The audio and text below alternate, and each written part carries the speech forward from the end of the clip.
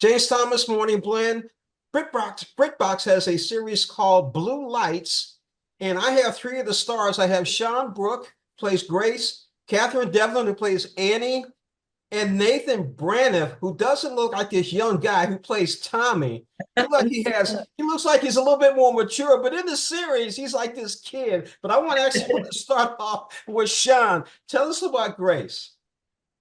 So I play a woman in her 20s. No, she's not. She's in her 40s.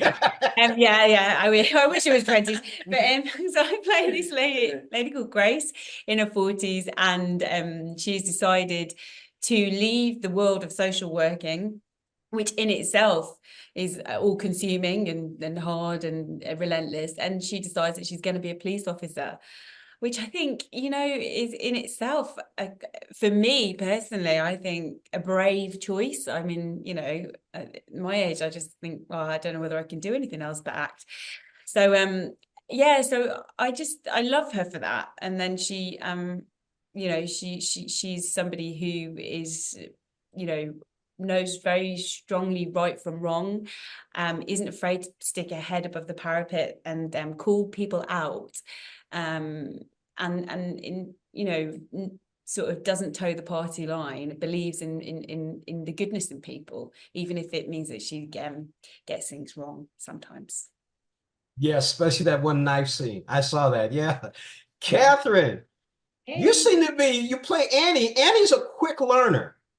She's a real quick learner. She's a quick learner, yeah. No, she's alert. I think if anything, Annie, she's got a lot of emotional intelligence with her, and but at the same time, she needs to calm down. Like, she needs to just relax a bit, because she is very reactive as a character, and she gets herself into just dodgy situations because of that.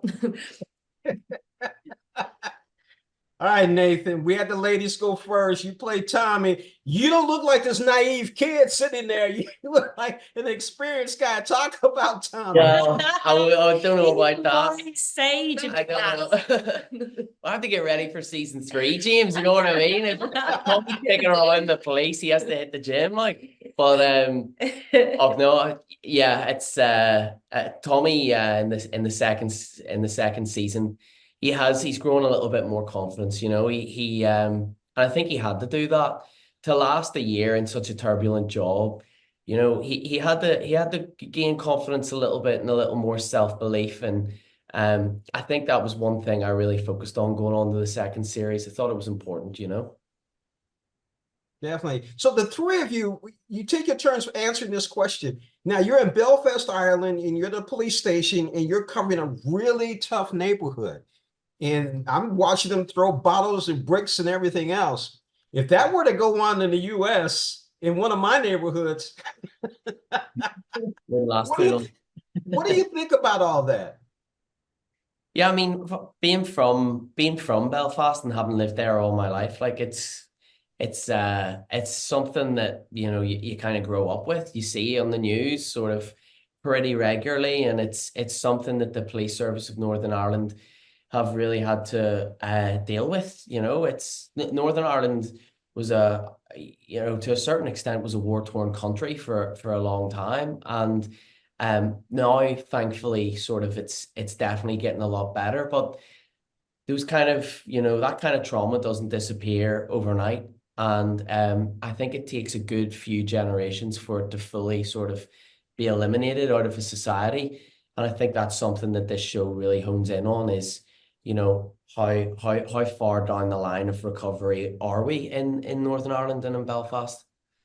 I'm looking at you, Nathan. I see you must work out a little bit, but Catherine and Sean, all that equipment you wear, is that like working out? Yeah, oh, definitely. I mean, I also had to go to the gym, but it was heavy, to be honest. And I was saying last night that it's the subtle things that you have to get used to as well, like the heaviness of the kit, but also smoothly getting into the car without looking as though you're, rigid or whatever. Like it's just making sure that you do things that's real, and like that's a real life police officer. Yeah, like trying to get your seatbelt on and off with one of those vests is Oh, basically yeah. impossible. You're trying to plug your seatbelt into your gun holster and getting all this stuff. But also in series 2, it kicks off with a big action sequence, and the kit that we had to wear for that Yeah. was, if you see it, in real life and just look at it, it's like Teenage Mutant Ninja Turtle Yeah. kit. It's honestly, it's so heavy, but that's genuinely what they have to wear. But it takes probably, how long does it take? About 15 minutes. 15 to put minutes, on. yeah. And you think, if you were in an emergency situation, you'd be like, hang on, I'm just gonna get this on, I'm just gonna be there. No, I'll be there in a minute. So it was quite comical if one of us had to go for a rest break, Yeah. because it was gonna be quite a long turnaround. Yeah. We need one of those buttons, the Iron Man has. He hits the button and the suit just folds on the. Yeah.